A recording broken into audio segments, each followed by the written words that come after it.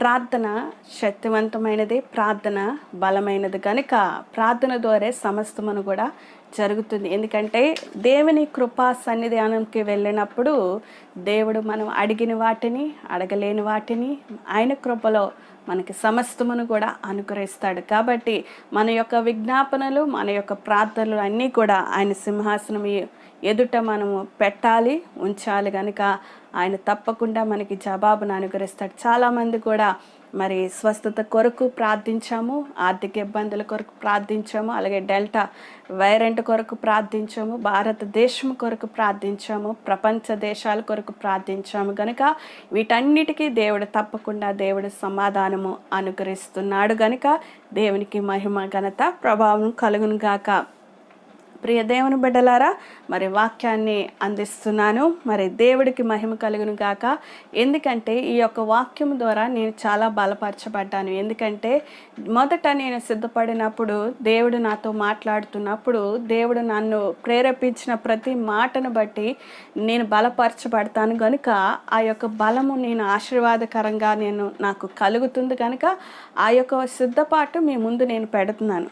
దేవుడు God is moving అంటే దేవుడు కదులుతున్నాడు అని. దేవుడు కదులుతున్నాడు అంటే తెలుగులో అర్థము మరి ఎందుకు కదులుతున్నాడు, దేనికి కదులుతున్నాడు అంటే మరి దేవుడు బొమ్మ కాదు, దేవుడు రాయి కాదు, దేవుడు చెట్టు కాదు. ఎందుకంటే ఆయనలో జీవం ఉంది.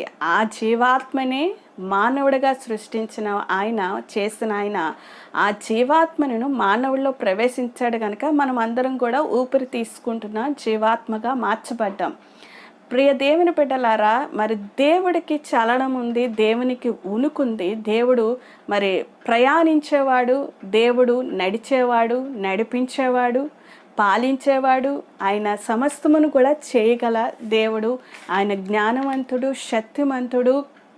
ఆయన మనము ఏ విధంగా నడిపించాలో ఆయన నడవడు, ఆయన నడిపిస్తేనే మనం నడుస్తాం. గమనించండి.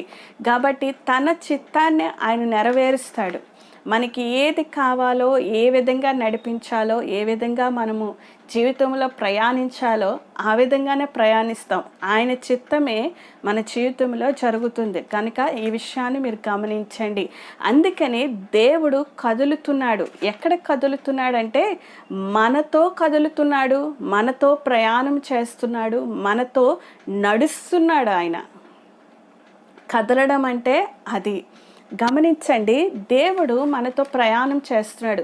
మన జీవిత కాలం అంతా కూడా ఎంతకాలం మనము బ్రతుకుంటామో అంతకాలము కూడా ప్రతి ఒక్కరితో కూడా ఆయన కదులుతూ ఉంటాడు. మన జీవిత ప్రయాణంలో కూడా ఆయన కొనసాగుతూనే ఉంటాడు. నేను ఒకవేళ 70 సంవత్సరాలు కావచ్చు, లేకపోతే 75, 80 సంవత్సరాలు నేను బ్రతుకుండొచ్చు, లేకపోతే 60 సంవత్సరాలు నేను బ్రతుకుండొచ్చు, లేకపోతే 40 సంవత్సరాలు నేను బ్రతుకుండొచ్చు. ఎప్పుడు నేను బ్రతుకున్నా నా ఆయుష్కాలం ఎంత ఉన్నా సరే అంతకాలము కూడా దేవుడు ఏ విధంగా అయితే నన్ను నడిపిస్తాడో నాతో పాటు ఆయన కూడా నడుస్తాడు, లేదా ఆయనతో పాటు నేను కూడా నడుస్తాను. ఇది కలయిక. అంటే ప్రయాణం అనేది కూడా ఆయన మనతో కూడా ఆయన జరిగిస్తూ ఉంటాడు, చేస్తూ ఉంటాడు. మరి అందుకనే అందుకే కదిలే దేవుడు, మనతో ప్రయాణం చేసే దేవుడు. మరి కొన్నిసార్లు మనం చూసుకున్నట్లయితే తలుపులు మూయబడతాయి. తలుపులు మూయబడ్డం అంటే కొన్ని మాటలు నేను మీ ముందు పెడుతున్నాను. తలుపులు మూయబడ్డం అంటే మన జీవిత ప్రయాణంలో కూడా కొన్నిసార్లు కొన్ని సంఘటనలు లేకపోతే కొన్ని కార్యాలు అవి జరగవు. మనం ఎంత ప్రార్థన చేసినా సరే, ఎంత విజ్ఞాపన చేసినా సరే అవి జరగవు. లేకపోతే ఎక్కువగా ఉపవాసాలుండి మనం ప్రార్థన చేసినా ప్రియ దేవుని బిడ్డలారా ఏదో జరిగిస్తాడు. కానీ అది మన మేలు కొరకు కాదు. అది దానివల్ల మనకి నష్టమే కలుగుతుంది, కానీ మనకి దానివల్ల లాభం అనేది మనకి కలగదు. ఎందుకు కలగదంటే దేవుడు ఒక్కసారి మనకి డోర్ క్లోజ్ చేశాడంటే అంటే మన జీవిత ప్రయాణము ఆయనకి తెలుసు. మనము ఏ విధంగా మరి ఆశీర్వదింపబడాలి, ఏ విధంగా నడవాలి, ఏ విధంగా వెళ్తే మనము ఆశీర్వాదకరంగా ఉంటాము అనేది ఆయనకు తెలుసు. అందుకనే దేవుడు కొన్ని కార్యాలు బట్టి మనకి హాని కలిగించేవి, మనకి నష్టాన్ని కలిగించేవి, లేకపోతే సాతానుడు మనల్ని నష్టానికి ఊబులో లాగేవి కొన్ని ఆయనకి తెలుసు కనుక ఆ డోర్స్ అనేవి, ఆ తలుపులు అనేవి ఆయన మూసివేస్తాడు. కాబట్టి ఆ మూసివేసినప్పుడు మనకి ఎందుకు దేవుడు మన ప్రార్థనకి జవాబు ఇవ్వట్లేదు, ఎందుకు నా ప్రార్థన వినట్లేదు, వారి ప్రార్థన వింటారు నా ప్రార్థన ఎందుకు వినరు అని చాలామంది అపోహపడుతుంటారు. ప్రియ దేవుని బిడ్డలారా, అది నీ ప్రార్థనకి జవాబు రావట్లేదంటే దాని ఉద్దేశం ఏంటంటే దేవునికి తెలుసు నీకు ఏది ఇవ్వాలో, నీకు ఏది ఇవ్వకూడదో, నీకు వల్ల నువ్వు ఏ విధంగా ఆశీర్వదింపబడాలో, మీరు ఏ విధంగా హెచ్చింపబడాలి, అభివృద్ధి పొందాలో దేవునికి తెలుసు కనుక కొన్ని ప్రార్థనలకు దేవుడు మనకి జవాబు ఇవ్వడు. కానీ మనం ఏంటంటే బాగా క్షీణించిపోయి నాకు ఇవ్వట్లేదు అని చెప్పి దేవుణ్ణి శోధిస్తుంటాము. దేవుణ్ణి మరి ఏ విధంగా అయినా ప్రభా నాకు ఇవ్వు అని చెప్పి ఆయన్ని కృంగ చేస్తూ బలవంతంగా లాక్కుంటాం. ఆయన ఎప్పుడైతే డోర్ క్లోజ్ చేశాడో మనం అర్థం చేసుకోవాలి, దేవుడు నా మంచి కొరకే ఏదో చేయబోతున్నాడు, నా మంచి కొరకే ఏదో ఇవ్వబోతున్నాడు అని చెప్పి మనము అర్థం చేసుకొని ఆ యొక్క పనులకు, మన యొక్క కార్యాలకు మనం ఆయన కార్యాలకు మనం అడ్డంకారంగా మనము ఉండకూడదు. మరి కొన్ని విషయాల్లో జవాబు రావట్లేదని ఎప్పుడు కూడా ఆయన్ని నువ్వు శోధించద్దు. దేవుడు కొన్ని విషయాల్లో మీరు డోర్ క్లోజ్ చేశాడంటే అది నా మంచికి అని చెప్పి మీరు ఊరుకోండి. ఉద్యోగపరం అవ్వచ్చు, వివాహ విషయంలో అవ్వచ్చు, లేకపోతే మీ యొక్క సమస్యలో, మీ లైఫ్లో ఏదైనా కావచ్చు, మీరు కొన్ని విషయాల్లో దేవుని చేతికి అప్పగింపబడి ఉన్నారు కనుక, ఆయన చేతిలో ప్రయాణిస్తున్నారు కనుక, ఆయన మీకు ఏది ఇవ్వాలో అది ఇవ్వడానికి ఆయన సిద్ధంగా ఉన్నాడు కనుక, కొన్నిటిని బలవంతంగా లాక్కున్న దానివల్ల మనకి నష్టమే కలుగుతుంది తప్ప మనకి లాభం అనేది ఉండదు. ఎందుకంటే మీ పరలోకపు తండ్రికి తెలుసు మీకు ఏది ఇవ్వాలో ఏది ఇవ్వకూడదో. అది మీరు అర్థం చేసుకోవాలి. మీ పరలోకపు తండ్రి మీకు ఏది ఇవ్వాలో ఏది ఇవ్వకూడదో ఆయనకి మీకు తెలుసు కనుక ఆయన ఇచ్చినది తీసుకోండి. అప్పుడు మీరు ఆశీర్వదింపబడతారు. ఎప్పుడైతే క్లోజ్ అవుతుందో ప్రియ దేవుని బిడ్డలారా, దేవుణ్ణి బలవంతం చేయకండి, దేవుణ్ణి శోధించకండి, బలవంతంగా లాక్కోవద్దు దేవుని దగ్గర నుండి.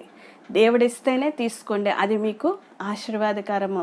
ఎందుకంటే అబ్రహాం జీవితంలో దేవుడు చెప్పాడు, నీకు కుమారుణ్ణి ఇస్తానని అబ్రహాముకు చెప్పాడు కదా. కానీ బలవంతంగా శారా, తన భార్య అబ్రహాం భార్య శారా, నాకు కుమారుడు కావాలని చెప్పి వేరే దాస్యపు మరి జనాంగాన్ని ఈ లోకంలో తీసుకొని వచ్చింది. దేవుడు ఇచ్చిన వరకు మనం వెయిట్ చేయాలి. దేవుడు ఇవ్వకుండా మనం బలవంతంగా ఏది చేసినా సరే అది దేశానికి, మన కుటుంబానికి, మన జీవితానికి కూడా అది నష్టాన్ని కలుగజేస్తుంది. మీరు అర్థం చేసుకోవాలి. బలవంతంగా మనం ఏది తీసుకోకూడదు. దేవుడు ఇస్తానంటే ఇస్తాడు, ఆయన మాట తప్పనివాడు. నీ జీవితంలో, మీ బ్రతుకులో, మీ యొక్క భవిష్యత్తులో మీకు ఏ ఉద్యోగం ఇవ్వాలి, ఎవరితో వివాహం అవ్వాలి, ఏ విధంగా మీ గర్భఫలం ఫలించాలి, ఎప్పుడు ఇవ్వాలో ఆయన చేతిలో ఉంది కనుక, ఆయనకి తెలుసు కనుక బలవంతంగా మనం ఏది కూడా తీసుకోకూడదు. డోర్ ఎప్పుడైతే క్లోజ్ అయిందో ఆ డోర్ని ఓపెన్ చేయమని ఎప్పుడు కూడా మీరు దేవుణ్ణి అడగద్దు. ఇది మీరు తెలుసుకోండి. మీ జీవిత ప్రయాణంలో ఇది చాలా ప్రాముఖ్యమైనది. మీతో నడిచిన దేవుడు మీకు ఏది ఇవ్వాలో, మీ ముందు ఏం జరుగుతుందో మీకు తెలీదా? మీకు ఏది ఇవ్వాలో ఎందుకు బలవంతంగా ఆయన దగ్గర నుంచి తీసుకోవాలని మనం ఎప్పుడు కూడా ఆశపడకూడదు. ఒక మాట చదువుతున్నాను బైబిల్ గ్రంథంలో నుంచి, చూడండి. ప్రసంగి గ్రంథము 3వ అధ్యాయము 1వ వచనం. ప్రతిదానికి సమయము కలదు, ఆకాశం క్రింద ప్రతి ప్రయత్నముకు సమయం కలగదు. చూసారా, ప్రతి వానికి కూడా సమయం కలుగుతుంది. ఆ సమయానికి దేవుడు తప్పకుండా మీకు అనుగ్రహిస్తాడు. ఆకాశం క్రింద ప్రతి ప్రయత్నానికి కూడా ఒక సమయం అనేది ఉంది. అది వివాహం కావచ్చు, ఉద్యోగం కావచ్చు, వ్యాపారం కావచ్చు, లేకపోతే కుటుంబ వ్యవస్థ కావచ్చు, గర్భఫలం అవ్వచ్చు. ఆకాశం క్రింద ప్రతి ప్రయత్నం కూడా అది సమయమును బట్టే అది ఇవ్వబడుతుంది కనుక మనం ఎప్పుడు కూడా దేవుడు ఇవ్వకుండా బలవంతంగా మనం తీసుకుంటే అది మనకి హానికరం. మీతో నడిచిన దేవుడు మీకు ఏది ఇవ్వాలో ఆయన ఇస్తాడు. రెండవదిగా వృద్ధి అంటే అభివృద్ధి చెందిన అనే విషయాలు, అంటే ఆర్థిక సమస్యలతో ఉన్న కుటుంబాలు చాలామంది కూడా ఏడుస్తూ ఉంటారు. ఎందుకు ఏడుస్తూ ఉంటారంటే, మేము దేవుణ్ణి నమ్ముకున్నా మాకు సహాయం లేదు, మాకు చాలీ నేను బ్రతుకుల్లో మేము బ్రతుకుతున్నాం, ఏం చేయాలో మాకు తెలియట్లేదు, లోకంలో ఉన్నా సరే మేము హ్యాపీగా బ్రతుకుతామని చాలామంది అపోహపడుతుంటారు. ప్రియ దేవుని బిడ్డలారా, దేవుని జనాంగమా, మీ యొక్క ఆలోచన చాలా తప్పు. దేవుడు మీతో నడిచినవాడు, దేవుడు మీతో ఉన్నవాడు, దేవుడు కదిలే దేవుడు, ఆ జీవాత్మను మీకు అనుగ్రహించిన వాడు. మీరు కష్టాల్లో ఉంటే ఆయన చూచే దేవుడు కాదు. మీరు కన్నీరు కారుస్తుంటే ఆయన ఊరుకునే దేవుడు కాదు.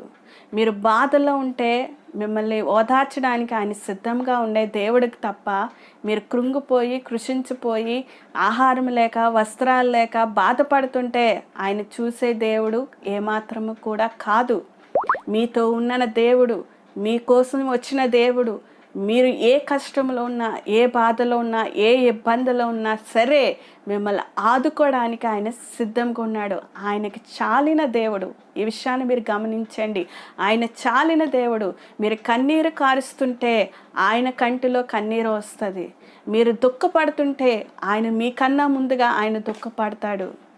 మీరు వేదన చెందుతుంటే మీకన్నా ముందుగా ఆయన వేదన ఆయన కలిగి ఉంటాడు. మనం కృంగిపోతూ కృషించిపోతూ వేదన పడుతుంటే ఆయన చూచి ఉండే దేవుడు కాదండి. ఆయన ఎట్టి మన కష్టాల్లో ఉన్నప్పుడు మనకు తోడుగా ఉండే దేవుడు, మన కన్నీరుని తుడిచే దేవుడు, మనకి చాలిన దేవుడు. ఈ విషయాన్ని మీరు గమనించండి. అంత మహిమ గల దేవుని మనము కలిగి ఉన్నాము. అందుకనే కదిలే దేవుడు, అందుకనే మనతో ప్రయాణం చేసే దేవుని మనం కలిగి ఉన్నాము.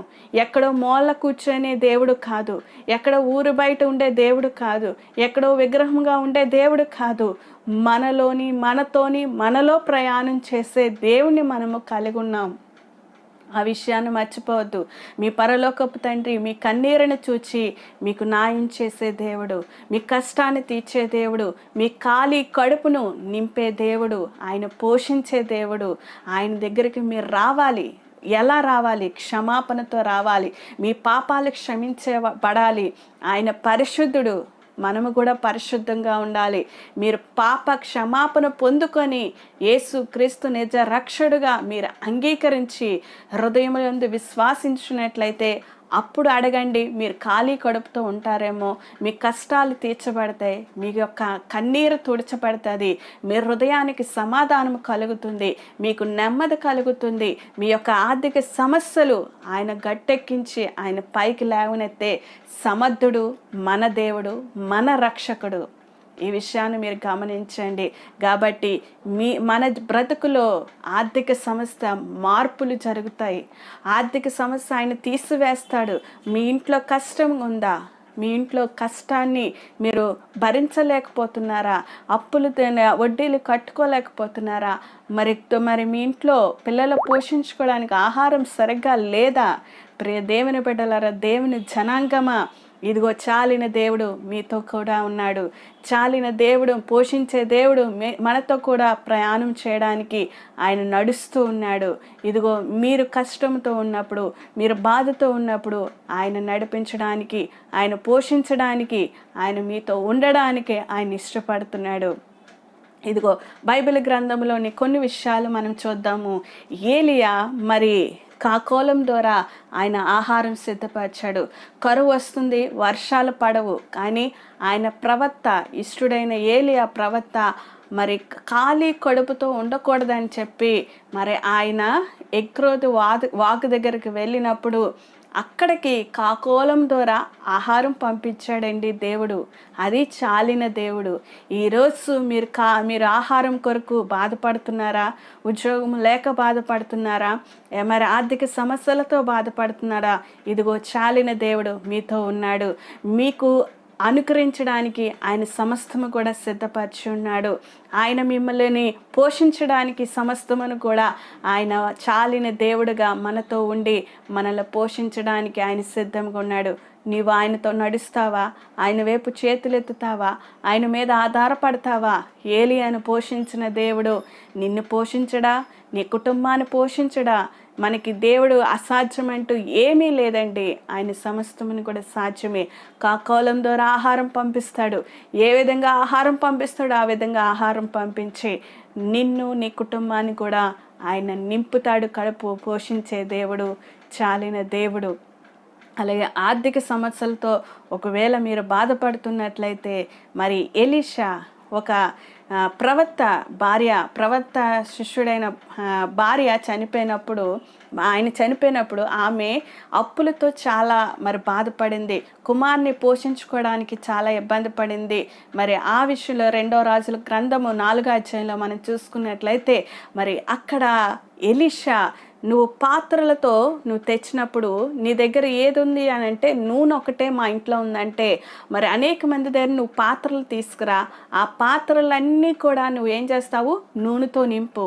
నూనెతో నింపిన తర్వాత ఇంకా ఉన్నదంటే నువ్వు నాకు వచ్చి చెప్పంటే ఆమె తన కుమారుడు అంతా కూడా ఆ పాత్రలన్నీ కూడా ఆ నూనెతో నింపినప్పుడు ఇంకా చాలా నూనె మిగిలిపోయింది. అప్పుడు ఆ ప్రవక్త దగ్గరికి ఆమె వచ్చి చెప్పినప్పుడు ఆ ఎలీషా ఒక మాట చెప్తాడు, నీవు ఆ నూనెని అమ్మి నీ అప్పును తీర్చుకో, మిగిలిన దానితో నీవు నీ కుమారుడు పోషణ పొందుకో అని మరి ఎలీషా చెప్తాడు. ప్రియ దేవుని బిడ్డలారా, ఈరోజు నీ దగ్గర ఎంత ఉన్నా సరే ఆయన నీ దగ్గర ఆ ఉన్న దాంట్లోనే దేవుడు నిన్ను ఆశీర్వదించడానికి, నిన్ను హెచ్చించడానికి, నీ అప్పులు తీర్చబడ్డానికి, నీ అప్పులు తుడిచివేయడానికి ఆయన సిద్ధంగా ఉన్నాడు. ఈ విషయాన్ని మీరు గమనించండి. మన యొక్క అప్పులు మనకున్న దాంట్లోనే మనకి ఎంతైతే డబ్బు ఉందో, నీ దగ్గర 100 రూపాయలు ఉంటే ఆయన తీర్చడానికి ఆయన సమర్థుడు. నీ అప్పు తీర్చబడ్డానికి ఆయన మార్గం తెరుస్తాడు. నీ అప్పు తీర్చబడ్డానికి ఆయన మార్గం చూపిస్తాడు. మార్గముని తెరిచి నీ అప్పులన్నీ కూడా తీర్చి నిన్ను పోషించి నిన్ను సంరక్షించి నిన్ను భద్రపరిచి ఆయన దగ్గరికి నడిపిస్తాడు. ఇది మన దేవుడిలో ఉన్న గొప్పతనం. చూసారా, మనతో నడిచిన దేవుడు, మనతో ఉండిన దేవుడు ఈ విధంగా మనల్ని ఆశీర్వదిస్తాడు. అందుకని కదిలే దేవుడు మన దేవుడు. మన ఆర్థిక సమస్యలు మార్పు చెందిస్తాడు. మన అప్పులు తీరుస్తాడు, మనల్ని పోషిస్తాడు, మనల్ని సంరక్షిస్తాడు. అదే కాకుండా మనము ఏ విషయంలో కూడా మనము భయపడకూడదని ఆయన మాట ఇస్తున్నాడు. ఏ విషయంలో కూడా మనము భయపడద్దు. ఏ విషయంలో కూడా భయపడితే భయము మనల్ని కృంగజేస్తుంది, భయము మనల్ని అవమానపరుస్తుంది, భయము మనల్ని ఎగతాళి చేస్తుంది, భయము మనల్ని నేల మీద పడి కృంగినట్లు చేస్తుంది. ఎంతైతే భయపడతామో అంత వెనక పడతాం.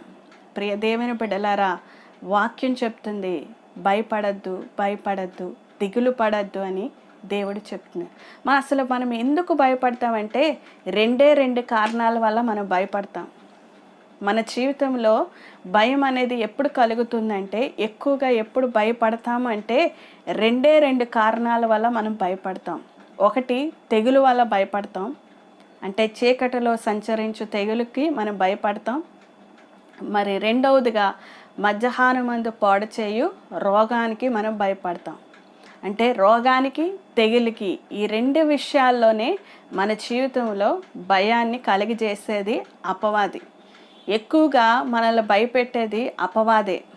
ఎక్కువగా మనల్ని కృంగజేసేది అపవాది ఈ 2 మన శరీరంతో ఉన్నాం కనుక శరీరాన్ని ఏ విధంగా లొంగదీయాలో అపవాదికి తెలుసు కనుక మరి ఆ యొక్క భయాన్ని ఆ యొక్క ఆ యొక్క ధైర్యాన్ని తీసివేసి మనలో అధైర్యాన్ని నింపి మనల్ని రోగాల పాలు చేస్తుంది. ఎప్పుడైతే రోగం వస్తుందో శరీరానికి మనం ఆటోమేటిక్గా భయపడుతూ ఉంటాం, ప్రతి విషయానికి కూడా భయపడుతుంటాం, ప్రతి విషయానికి కూడా ఆందోళన చెందుతూ ఉంటాం. అదే కాకుండా చీకటిలో సంచరించే తెగులకు చాలామంది కూడా దురాత్మలకు, చీకటి శక్తులకు, సిల్లంగలకు, తర్వాత అపవాది తంత్రాలకి ఇవన్నిటికీ కూడా భయపడుతూ ఉంటాం. ఎప్పుడైతే ఈ రెండు విషయంలో శరీర రీతిగా మనం భయపడతామో మనము ఎట్టి పరిస్థితుల్లో కూడా పైకి లేవబడం. కానీ దేవుడు అంటున్నాడు, నేను మీతో కూడా ఉన్నాను, సదాకాలం మీతో కూడా నేను ఉన్నాను కనుక మీరు భయపడొద్దని దేవుడు మాట ఇస్తున్నాడు. కాబట్టి నేను ఉన్నవాడను అనవాడనని దేవుడు మాట ఇస్తున్నాను. అబ్రహాము దేవుడు, ఇస్సాకు దేవుడు, యాకోబు దేవుడు మనతో ఉన్నాడని మనము నమ్మాలి. అప్పుడు మనము భయపడము. దేవుడు మనతో ఉంటే అపవాదం మనల్ని ఏం చేస్తుందండి? రోగం మనల్ని ఏం చేస్తుంది? స్వస్థపరిచే దేవుడు మనతో ఉన్నప్పుడు, స్వస్థతను అనుగ్రహించే దేవుడు మనతో ఉన్నప్పుడు మనం ఎందుకు భయపడాలి? ఎందుకు మనం అధైర్యపడాలి? ఎందుకు చీకటి శక్తులకి మనం భయపడాలి? ఒకసారి ఆలోచించండి. చీకటి శక్తులు దేవుణ్ణి ఏమీ చేయలేదు, ఇంకా దేవుణ్ణి చూస్తే అవి పారిపోతాయి. యేసు ప్రభు మరి నడుచుకుంటూ వెళ్ళినప్పుడు మరి అనేకమైన దురాత్మలు కూడా ఆయన చూసి, దైవ కుమారుడా, నువ్వు అప్పుడే ఎందుకు వచ్చావు? మమ్మల్ని నశింప చేయడానికి వచ్చావా? మమ్మల్ని నువ్వు సెలవిస్తే మేము ఆ పందుల్లోకి వెళ్ళిపోతాం, నువ్వు సెలవిస్తే అక్కడికి వెళ్ళిపోతాం, నువ్వు సెలవిస్తే మేము ఎక్కడికి వెళ్ళిపోతాం, గనుక మమ్మల్ని బంధించొద్దని యేసు ప్రభుని వేడుకున్నాయి దురాత్మలు. అనేకమైన రోగాలు, దురాత్మలు, మోగ దయ్యాలు ఇవన్నీ కూడా యేసు ప్రభుని వేడుకున్నాయి. అవి పారిపోతాయి. యేసు ప్రభు మాట చెప్పగానే, యేసు ప్రభు రక్తంలోనే మరి అవి విజయాన్ని అనుగ్రహించే దేవుడు మనతో ఉన్నాడు కనుక, దేవుడు మనతో నడిచినప్పుడు, దేవుడు మనతో ఉన్నప్పుడు రోగము కానీ, అపవాదులు కానీ, సిల్లంగలు కానీ, లేకపోతే తంత్రాలు కానీ, అపవాది తంత్రాలు కానీ ఏమీ కూడా మన మీద పనిచేయవు, మన మీద గెలవలేవు. కనుక ఈ విషయాన్ని మీరు గమనించండి. అందుకే మీరు భయపడవద్దు, ధైర్యం కలిగి యేసు నామములో మీరు జీవించండి. యేసును మీరు కలిగి ఉన్నట్లయితే, యేసు యొద్ద మీరు నివసించినట్లయితే, యేసు మీలో నివసించినట్లయితే మీరు భయపడని అవసరం లేదు.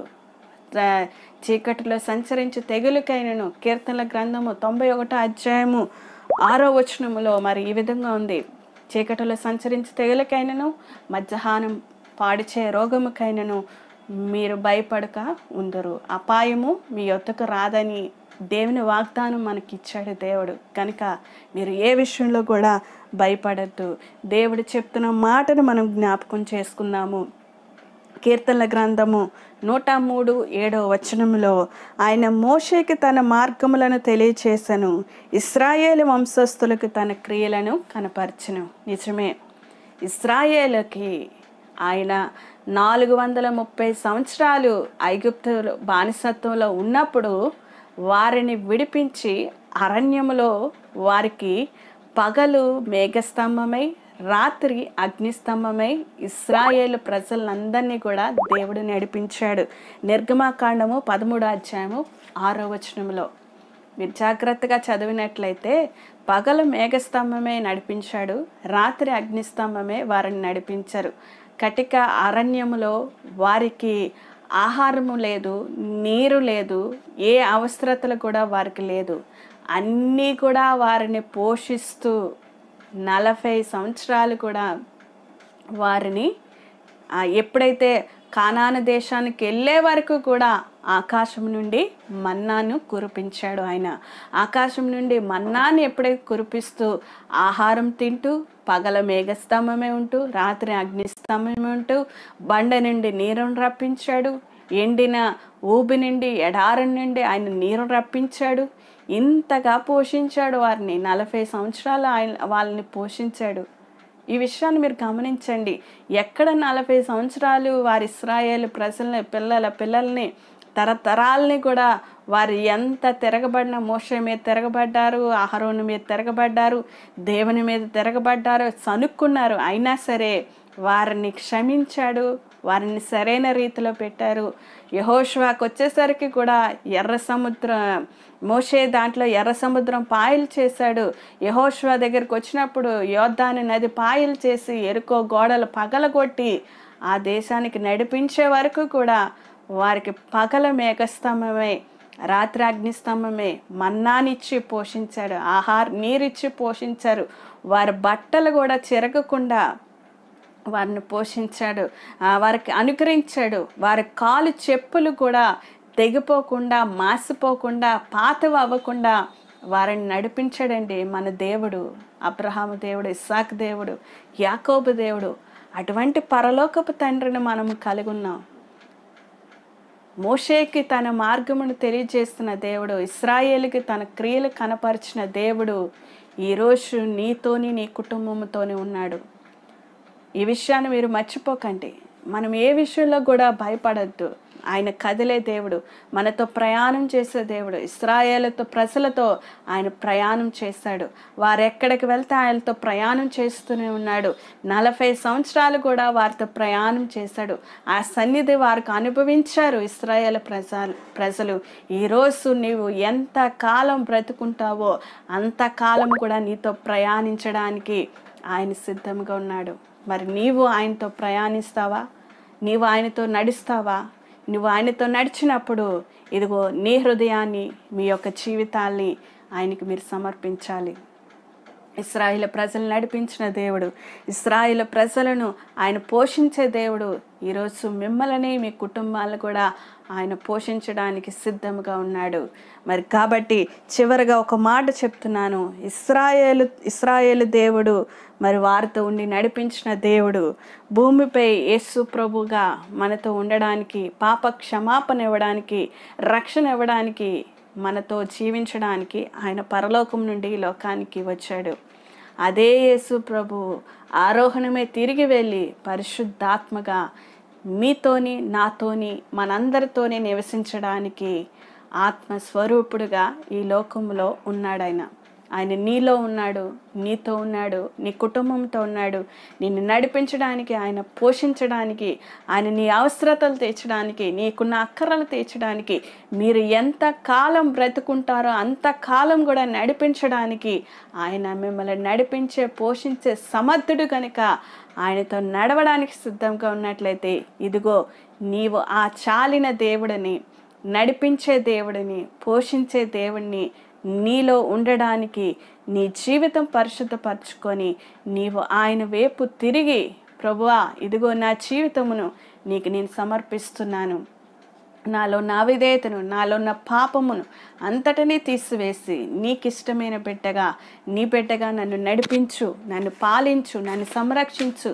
నాకున్న ప్రతి ఒక్క అక్కరలను, ప్రతి ఒక్క ఆర్థిక సమస్యలను, ప్రతి ఒక్క ఇబ్బందులతో ఉన్న నా జీవితాన్ని ప్రభువా నీ చేతులకు అప్పగిస్తున్నాను, నువ్వే నడిపించు, మీరే నన్ను నడిపించండి. ఇశ్రాయేలు నడిపించిన దేవుడు నా జీవితాన్ని కూడా మీరు నడిపించండి, నన్ను పాలించండి, నన్ను సంరక్షించండి. నాకు ఇశ్రాయేలు ప్రజలకి పగల మేఘస్తంభమే ఉండి నడిపించావు, రాత్రి అగ్ని స్తంభమే ఉండి నడిపించావు, మన్నానిచ్చి పోషించావు. ఇదిగో ఈనాడు నా జీవితంలో కూడా ఇదిగో నువ్వు పగల మేఘస్తంభమే, రాత్రి అగ్నిస్తంభమే, నన్ను పోషించు, సంరక్షించు, నన్ను కాపాడు.